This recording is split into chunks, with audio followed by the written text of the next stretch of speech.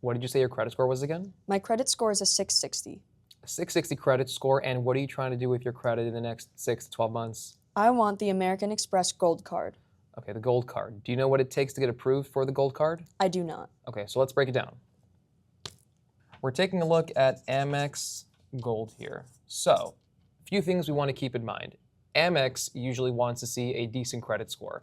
So I would say your credit score should be around a 680 at a minimum. Right now you're at a 660.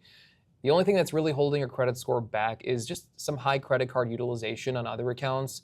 Pay those down, which you are clearly capable of doing.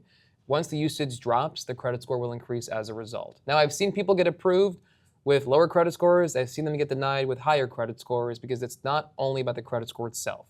Now we're going to talk about your credit profile.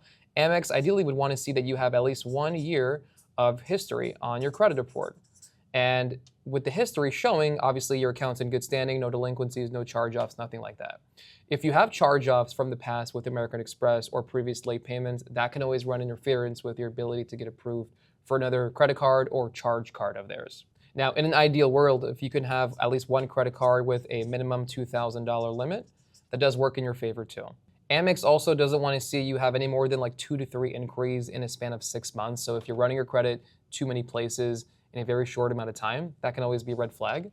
So 2 to 3 inquiries at most. Again, if you have more, you have to stop and hold off on applying for more credit cards until they fall off.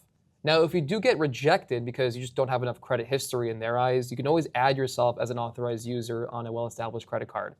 Your mom, your dad, your friend, significant other, doesn't really matter.